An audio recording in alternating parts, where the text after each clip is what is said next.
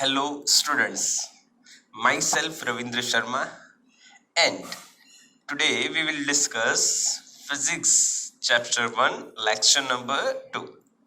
આના પહેલા આપણે ચેપ્ટર નંબર 1 નું લેક્ચર 1 જેમાં જોયું એમાં ટોટલ 5 પોઈન્ટ નક્કી કર્યા હતા અને 3 જોયા હતા.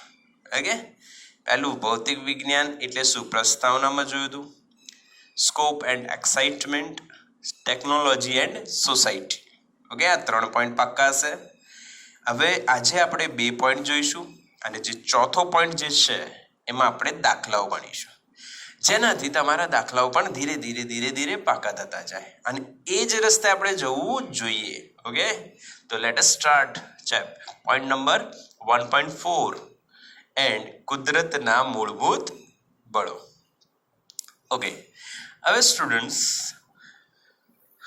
આ જે કુદરત છે એમાં જે રચના થયેલી છે એ રચનામાં અમુક બળો નિશ્ચિત પ્રમાણે લાગતા જ હોય છે. એક એક્ઝામ્પલ લઈએ, કોઈ વસ્તુને આપણે અહીંયાથી છોડીએ તો એ પૃથ્વીની સપાટી પર જ પડશે. ફોર એક્ઝામ્પલ, આ પેનને હું છોડું છું, પૃથ્વીની સપાટી તરફ જ ગઈ. કારણ તો કે પૃથ્વી પોતાના આસપાસના વિસ્તારમાં એક ક્ષેત્ર બનાવીને બેઠી છે અને એ ક્ષેત્રમાં કોઈ પદાર્થને છોડવામાં આવે તો એને પોતાની સપાટી તરફ આકર્ષે છે, જેના માટે બળ લગાડે છે. એટલે એને કુદરતનો કયો બળ કહેવાય? મૂળભૂત બળ. આપણને બધાને ખબર છે. ઇવન આનું સૂત્ર પણ કદાચ કોઈને યાદ હોય, જો હું લખું તો યાદ આવી જાય, Gm1m2/r².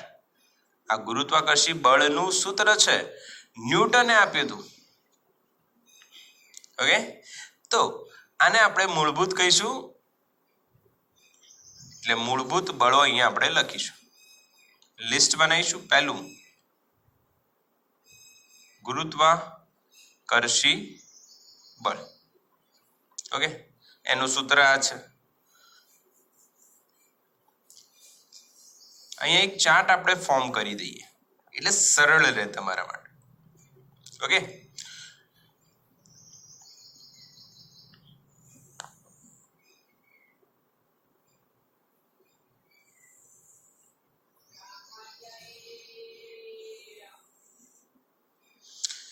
તમને દેખાય મેં 4 સેક્શન બનાવ્યા છે. હવે આ 4 સેક્શનમાં શું છે તો કાની સાપેક્ષ તીવ્રતા, બીજું રેન્જ એટલે કે અવધિ, કેટલા અંતર સુધી લાગે છે. સાપેક્ષ તીવ્રતા એટલે કેટલા પ્રમાણમાં પ્રબળ અથવા નિર્બળ છે. અવધિ એટલે કેટલા અંતર સુધી લાગે છે. અને લાસ્ટ જે પોઈન્ટ છે, કોની વચ્ચે લાગે છે, કોની વચ્ચે લાગે છે. હા, એ બી એક પ્રશ્ન હોય ને. તો ગુરુત્વાકર્ષી બળ જે છે એની સાપેક્ષ તીવ્રતા છે 10⁻38 ઘાત 10⁻38. હવે સાપેક્ષ તીવ્રતા એટલે પ્રશ્ન એવો થાય કોની સાપેક્ષે? તો બેટા અહીંયા એક ચોથો બળ આવશે, જે ચોથા બળની તીવ્રતા 1 માની છે અને એની સાપેક્ષે આની તીવ્રતા 10⁻38 લખી છે. એમાં કોઈ પ્રશ્ન હોવો જોઈએ નહીં. હમણાં છેલ્લે આવશે, એની તીવ્રતા 1 છે. ઓકે, જે બળનું નામ બી કહી દઉં છું, strong nuclear force, strong nuclear બળ. એની તીવ્રતા 1 માની છે અને એની સાપેક્ષે બધાની તીવ્રતા લખવામાં આવી છે. ઓકે, ચાલો હવે એની અવધિ કેટલી? તો બતાવો, પૃથ્વી કોની આસપાસ ફરે છે? સૂર્યની. બધા ગ્રહો કોની આસપાસ ફરે છે? સૂર્યની. એટલે કે સૂર્ય અને પૃથ્વી અને ગ્રહો વચ્ચેનું અંતર બહુ જ વધારે છે અને ત્યાં પણ એમને સૂર્ય દ્વારા ફેરવવામાં આવી રહ્યા છે. સૂર્ય એના પર કયું બળ લગાડે છે? ગુરુત્વાકર્ષી બળ. તો સૂર્ય અને પૃથ્વી વચ્ચેનું જે અંતર છે એ તો ખૂબ જ વધારે. હવે ખૂબ જ વધારેને સાયન્સમાં અનંત એટલે કે ઇન્ફાઇનાઇટ, આ અનંતનો સિમ્બોલ છે, ઇન્ફાઇનાઇટ. ઓકે, ચાલો. કોની કોની વચ્ચે લાગે?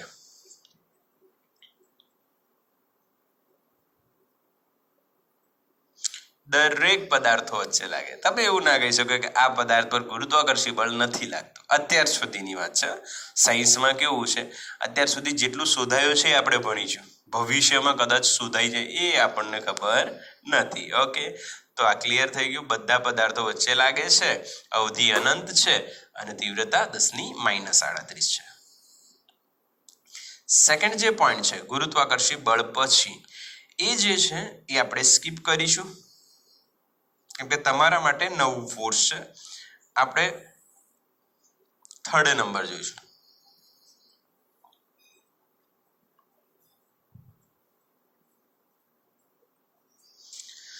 વિદ્યુત ચુંબકીય બળ. હવે આની નાની ઇન્ફોર્મેશન આપ. વિદ્યુત ચુંબકીય બળ કોલંબે શોધ્યું હતું, વિદ્યુત બળ. પછી આગળ જતા ચુંબકીય બળ બી એમાં કઈ રીતના સંકળાયેલું છે એ શોધવામાં આવ્યું, એટલે નામ છે વિદ્યુત ચુંબકીય બળ. વિદ્યુત બળ તમને ખબર છે, બે વિદ્યુત બારો લો, એક પહેલી જોડી છે પ્લસ પ્લસ, આને ભૂલો, ચલો પ્લસ પ્લસ. બતાવો કયો બળ લાગશે? આકર્ષી કે અપાકર્ષી? અપાકર્ષી. યસ. બંને માઇનસ હોય તો બી અપાકર્ષી, એક પ્લસ હોય બીજું માઇનસ હોય તો આકર્ષી. આને જ તો કહેવાય વિદ્યુત બળ. જ્યારે આ વિદ્યુત બારો ગતિમાન હોય, દોડતા હોય, ત્યારે પોતાની આસપાસ ચુંબકીય ક્ષેત્ર ઉત્પન્ન કરે છે. એટલે કયું બળ આવશે? ચુંબકીય બળ. એનો મતલબ જ્યારે વિદ્યુતભાર ગતિ કરતું હોય ત્યારે એની આસપાસના વિસ્તારમાં વિદ્યુત બી હોય અને ચુંબકીય ક્ષેત્ર બી હોય. વિદ્યુતનું બી ક્ષેત્ર બને, ચુંબકીય ક્ષેત્ર બી બને.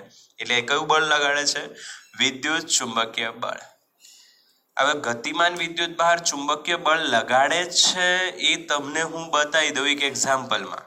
સોલેનોઇડ ભણ્યા છો 10માં.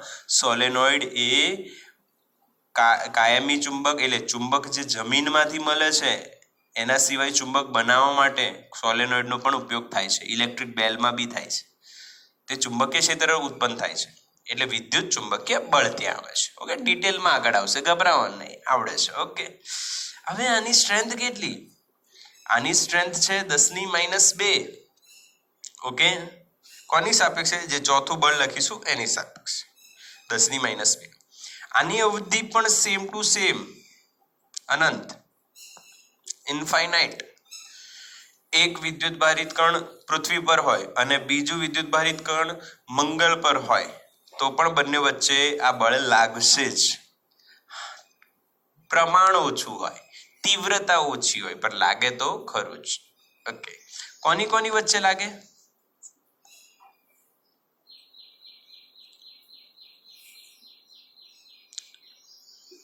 વિદ્યુત ભારિત કણો વચ્ચે. અહીંયા મેં તમને બતાવ્યું ને, plus plus, minus minus, plus minus, એટલે વિદ્યુત ભારિત કણો વચ્ચે લાગે છે. બોલો, પાક્કું થઈ ગયું?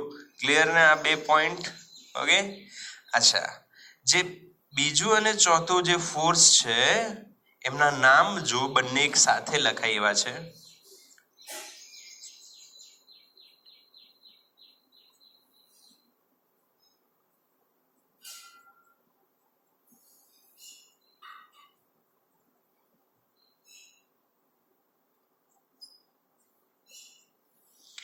વીક ન્યુક્લિયર બળ અને સ્ટ્રોંગ ન્યુક્લિયર બળ.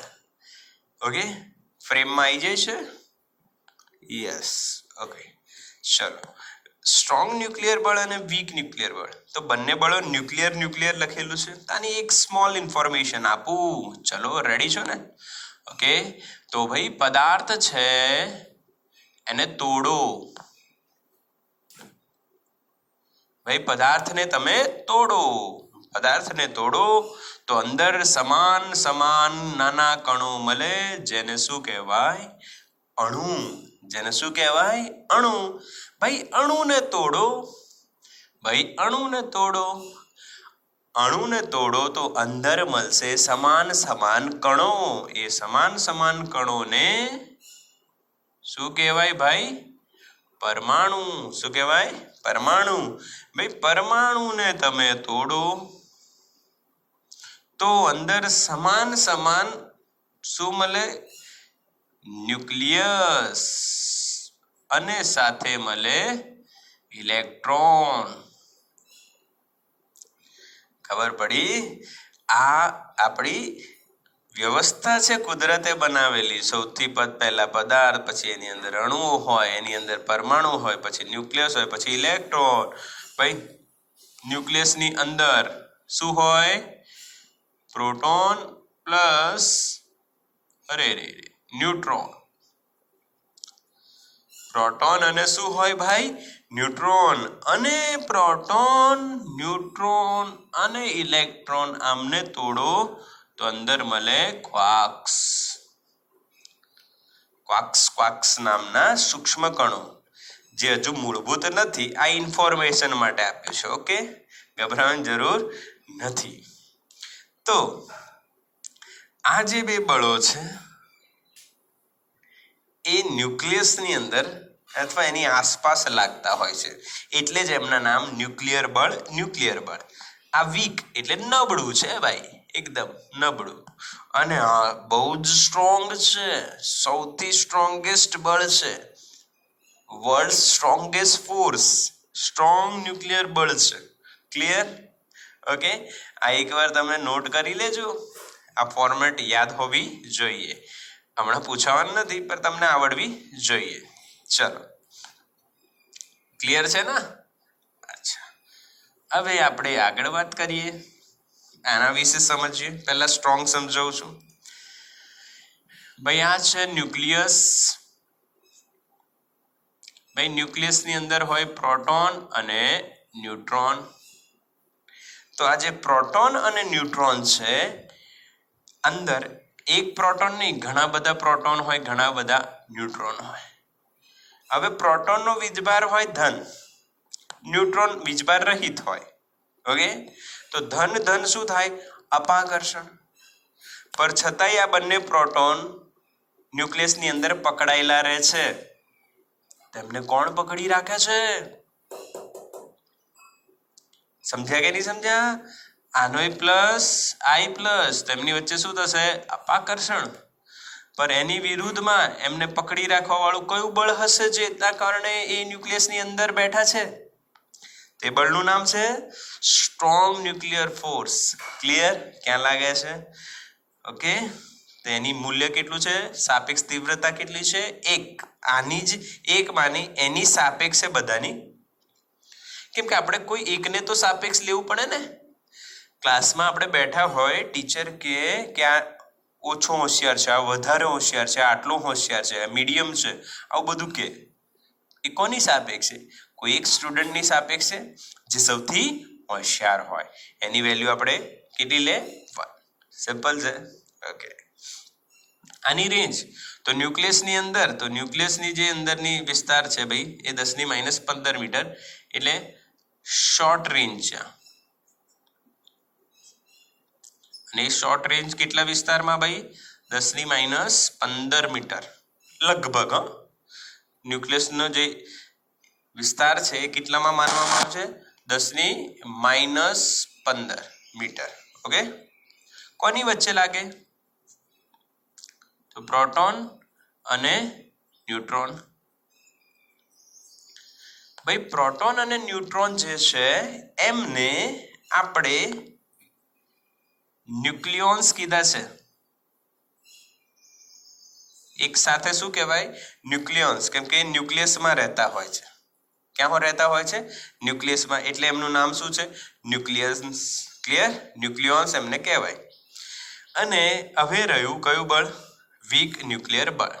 ભાઈ વીક ન્યુક્લિયર બળ ઘણી વાર અહીંયા કંઈક વિસ્ફોટ થતા હોય, વિખંડન થતું હોય, તૂટતા હોય, એટલે ફર્મિયોન નામના કણ નીકળતા હોય. એ ન્યુટ્રિનો નામના કયા કણો નીકળતા હોય બેટા? ન્યુટ્રિનો. તો જે ન્યુટ્રિનો જે છે અને ઇલેક્ટ્રોન એ તમે આગળ ભણશો ન્યુટ્રિનનું શું છે, ન્યુટ્રિનો નામનો એક સૂક્ષ્મ કણ છે એવું માની લો, અને ઇલેક્ટ્રોન એમની વચ્ચે આ બળ લાગે છે. કેટલા વિસ્તારમાં? તો વેરી શોર્ટ રેન્જ. આની શોર્ટ રેન્જ, આની વેરી શોર્ટ 10⁻16 મીટર, આના કરતા 1 ઘાત ઓછી વધારી, પણ માઇનસ એટલે ઓછું થયું એવું કહેવાય. ક્લિયર? અચ્છા, આનું સાપેક્ષ મૂલ્ય કેટલું છે? 10⁻13. 10⁻13. આનું 1, આ 10⁻2, 10⁻13, 10⁻38. બોલો પાક્કું થયું? ક્લિયર છે? સ્ક્રીનશોટ લઈ લો આનું, પૂરેપૂરું સ્ક્રીનશોટ લઈને તમે આને નોટ કરી શકો છો અને આ સ્ટોર રાખો. ઓકે, ચલો થઈ ગયું હશે. સ્ક્રીનને પોઝ કરીને પણ સ્ક્રીનશોટ લઈ શકાય છે, બધાને ખબર જ હશે. ઓકે, હવે આપણે આ બાકી રાખ્યું કેમ કે અહીંયા આપણે અમુક આના સમ્સ કરીશું. Okay, ready? આવો. પહેલું, ગુરુત્વાકર્ષી બળ શોર્ટમાં લખીશ, બરાબર, ખાલી જગ્યા વિદ્યુત ચુંબકીય બળ ગુણાકાર. તો અહીંયા કેટલી વેલ્યુ આવશે? ક્લિયર છે ક્વેશ્ચન? ટ્રીક જુઓ, ગુરુત્વાકર્ષણ બળનો ભાગી નાખો વિદ્યુત ચુંબકીય બળ. ગુરુત્વાકર્ષણ બળ વિદ્યુત ચુંબકીય બળ આવી ગયું નીચે. ઓકે, ભાગી નાખીએ તો ગુરુત્વાકર્ષણ બળ નું સાપેક્ષ તીવ્રતા આપણી જોડે 10⁻38 અને વિદ્યુત ચુંબકીયની કેટલી છે? 10⁻2. ઓકે, -38 ને -2. આધાર સરખો હોય અને ભાગાકાર હોય. આધાર સરખો હોય 10 10 અને ભાગાકાર હોય તો ઘાતોની બાદબાકી થાય. ક્લિયર? આની ઘાત કેટલી? -2, વચ્ચે આવશે માઇનસ, બાદબાકી થઈ. બટ માઇનસ માઇનસ શું થઈ ગયું? પ્લસ થઈ ગયું. સોલ્વ કરે તો 10⁻38 + 2 -36. આન્સર 10⁻36. બોલો ક્લિયર? -38 + 2. ઓકે, અહીં કોમન લોજિક યાદ રાખજો, જ્યારે ઉપર આવે ત્યારે માઇનસ ઘાત હોય તો પ્લસ થઈ જાય, પ્લસ થાય હોય તો માઇનસ થઈ જાય. કેમ કે આપણે માઇનસ વચ્ચે મૂકવાનું એટલે માઇનસ માઇનસ ઘાતનો જે સંજ્ઞા છે એ બદલાઈ જ જવાની છે. ડન ને? ઓકે, ગભરાવાનું નથી, બિલકુલ સિમ્પલ. સેકન્ડ આપણે લઈએ. ઓકે, સેકન્ડ લઈએ છે આપણે કે ભાઈ વિદ્યુત ચુંબકીય બળ = બ્લેન્ક વીક ન્યુક્લિયર બળ. આ તો શોર્ટમાં લખી દો, વીક ન્યુક્લિયર બળ. સમજી જજો, શોર્ટમાં લખેલું છે. ક્લિયર? હવે અહીંયા આન્સર વિચારો તમે. સ્ક્રીન પોઝ કરી દો, સ્ક્રીનને પોઝ કરીને આ સોલ્વ કરો ને આન્સર લાવો. પછી હું જે સોલ્યુશન બતાવું છું એ ચેક કરજો તમારું સાચું પડ્યું કે કઈ રીતના. ઓકે, ચલો સ્ટાર્ટ કરીએ. સેમ વિદ્યુત ચુંબકીય બળ આ છેદમાં આવી જશે, વીક ન્યુક્લિયર બળ. વિદ્યુત ચુંબકીય બળની તીવ્રતા કેટલી છે? 10⁻2. એટલે અહીંયા લખાશે 10⁻2 અને અહીંયા લખાશે 10⁻13. વીકની કેટલી છે? -13. હવે 10⁻2, હવે હું ડાયરેક્ટ લખીશ. ઉપર -13 છે નીચે, એ ઉપર જશે તો +13 થઈ જશે. ડાયરેક્ટ લખું છું. માઇનસ છે અહીંયા, માઇનસ માઇનસ પ્લસ થઈ જશે, આના જેવું જ. ઓકે, અચ્છા, 13 - 2 કેટલો જવાબ આવશે? 10⁻11. એટલે જવાબ આવી ગયો અહીંયા 10⁻11. ઓકે, આવા ઘણા બધા કોમ્બિનેશન બનાવી શકાય. 4 છે એટલે 2 2 ની જોડમાં તમે ઢગલો કોમ્બિનેશન બનાવી શકો છો. મેં 2 બતાવ્યા. ઓકે, અચ્છા, આ બે કેમ બતાય એ તમને એક ખાસ અહીંયા નોંધ કરવાની છે. બંને અલગ અલગ છે. જો આમાં 10^11 ધન છે, આમાં 10^-36 માઇનસ ઘાત હોય એનો મતલબ તમારે શું સમજવાનું કે જે સામે જે બળ લખ્યું છે એ પ્રબળ નથી, નિર્બળ છે. અને 10^+ આવી અહીંયા એનો મતલબ જે સામે બળ લખ્યું છે એ આના કરતા કેવો છે? પ્રબળ. એટલે 10^+ તો પ્રબળ, 10^- તો નિર્બળ. ડન. કેમ નિર્બળ ભાઈ? આ નીચે જશે એટલે 10^+36 એટલે વિદ્યુત ચુંબકીય બળ ભાગ્યા 10^36 એનો મતલબ ઓટોમેટિક આ નિર્બળ થઈ જશે. ડન. ઓકે, તો આ થઈ ગયું આપણે કુદરતના મૂળભૂત બળોના દાખલાઓ. ઓકે, હવે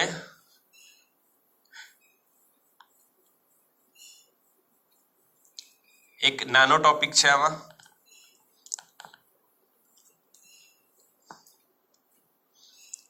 જે લાસ્ટ ટોપિક છે 1.5.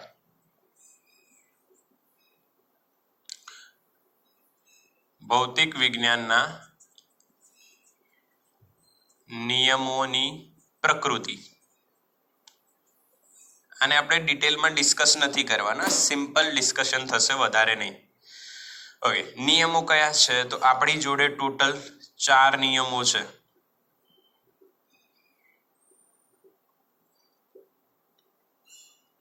મૂળભૂત નિયમો જેમને કહી શકાય. પહેલું, જે તમને બધાને આવડે છે,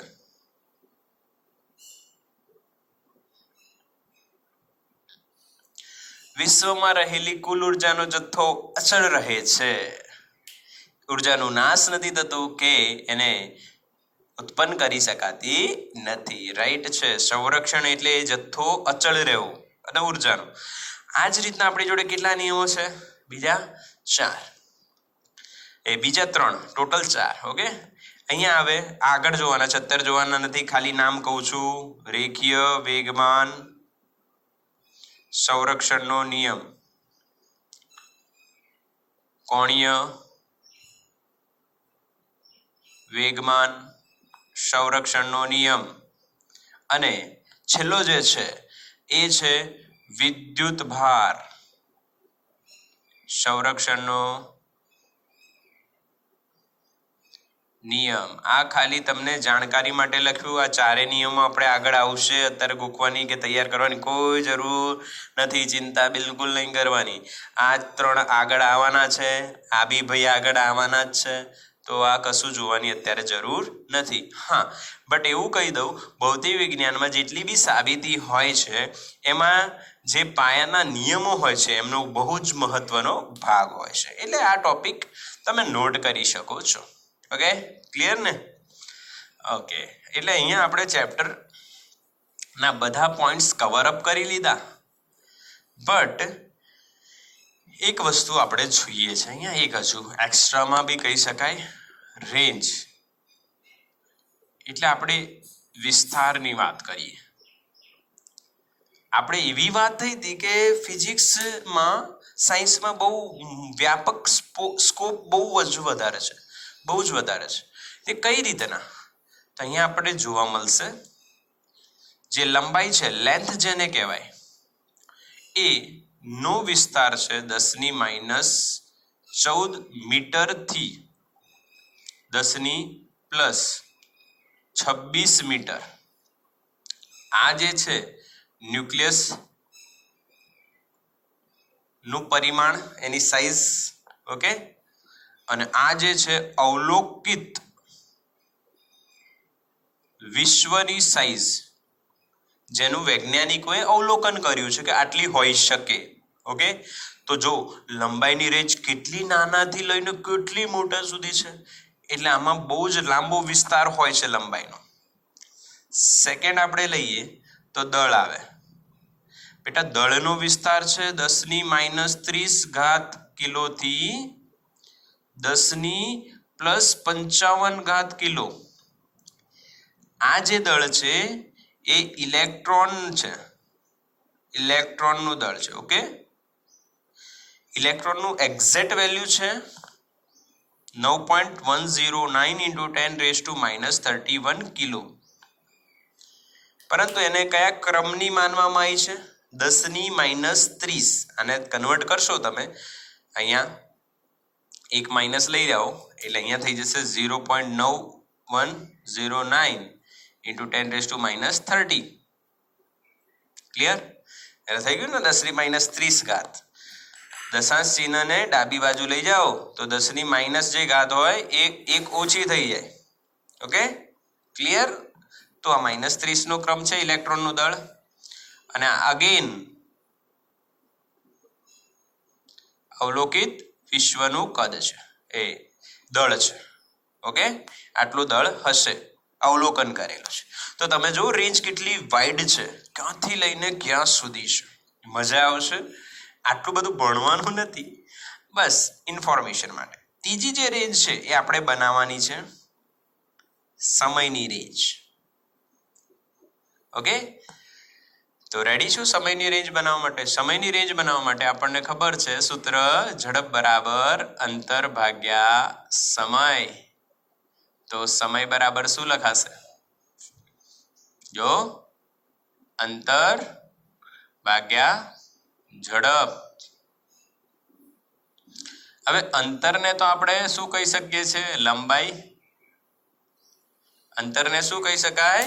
લંબાઈ. અને ઝડપ તો પ્રકાશની જે શૂન્ય અવકાશમાં ઝડપ છે એ છે ભાઈ 3 × 10⁸ મીટર પર સેકન્ડ. 3 × 10⁸ મીટર પર સેકન્ડ. ક્લિયર થયું કે નહીં? આપણે 9મા ધોરણમાં સૂત્ર આવ્યું હશે, યાદ કરો. ઝડપ એટલે શું? તો અંતર ભાગ્યા સમય. ઝડપ એટલે અંતર ભાગ્યા સમય, અને સમયને ઉપર લાયા તો ઝડપ ક્યાં ગઈ? નીચે. અને ઝડપ શૂન્ય અવકાશમાં પ્રકાશની કેટલી? સૂર્યપ્રકાશ છે કે કોઈ બી પ્રકાશ તમે વિચારો, એની કેટલી કીધી છે? 3 × 10⁸. ઓકે, હવે આપણે લંબાઈની રેન્જ જાણીએ છીએ, નીચે ઝડપ ખબર છે, તો સમયની રેન્જ મળી જશે. તો સમયની મિનિમમ રેન્જ કેટલી? તો નીચે તો 3 × 10⁸ લખવાનું, ઉપર લંબાઈ લખવાની. લંબાઈની બે વેલ્યુ કઈ લખવાની બોલો? આ મિનિમમ ને? યસ, મિનિમમ લખીશું. મિનિમમ 10⁻14. હવે આને ઉપર લઈ લો તો 10⁻14 -8, નીચે 3. અચ્છા, 3 ને સોલ્વ કર દો ભાઈ. 1.3 થઈ ગયું ને? 0.333 1/3 એટલે ઇન્ટુ 10⁻, -14. આ ઉપર જશે -8. -14 -8 -22. આ કે ના? -14 -8 સંજ્ઞા સરખી તો સરવાળો થાય. 14 ને 8 શું થશે? 22 થશે. અને અહીંયા લખીશું સેકન્ડ, સમયનો એકમ. ઓકે, તો 10 ની કઈ ઘાત આવી અહીંયા? -22. એટલે અહીંયા આવશે -22. પાકો? ઓકે, હવે મેક્સિમમ લો. સ્ક્રીન પોઝ કરો અને મેક્સિમમ રેન્જ શોધો જાતે, અને પછી આ સોલ્યુશન જો. ઓકે, તો પોઝ કરીને શોધી લો. ચલો, હવે હું સોલ્યુશન બતાવું છું. નીચે તો ઝડપ પ્રકાશની 3 × 10⁸, ઉપર લંબાઈ. પર મેક્સિમમ માટે લંબાઈની મેક્સિમમ કેટલી ભાઈ? 10⁻26. 1/3 એટલે 0.33 ઇન્ટુ 10⁻, 26 માંથી 8 જાય, કેમ કે 10⁸ ઉપર આવશે તો 10⁻8. 26 - 8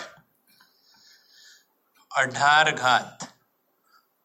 ઓકે, તો અહીંયા 10 ની કેટલી ઘાત આવી આપણી?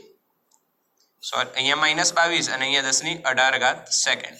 Okay, second. તો આ રેન્જ રાઈટ આવી તમારી. ઓકે, તો આવડી ગયું તમને. તો આ પણ તમે સ્ક્રીનશોટ પાડી લો. ઓકે, અને નોટ કરી લેજો કે રેન્જ છે. અચ્છા, હવે આનો એક ક્વેશ્ચન હું તમને કરાવું છું. એક ક્વેશ્ચન જે પૂછાઈ શકે કદાચ, કેમ કે ફિઝિક્સમાં કોઈ બી વિષયમાં ગમે ત્યાંથી NCERT ની અંદરથી પૂછાય, તો કોઈ ક્વેશ્ચન આમાંથી પણ પૂછાઈ શકે. એક ક્વેશ્ચન કરીએ છીએ. રેડી છો? ઓકે, તો લંબાઈના મહત્તમ મૂલ્ય લંબાઈના વિસ્તારના મહત્તમ મૂલ્ય અને ન્યૂનતમ મૂલ્યનો ગુણોત્તર કેટલો?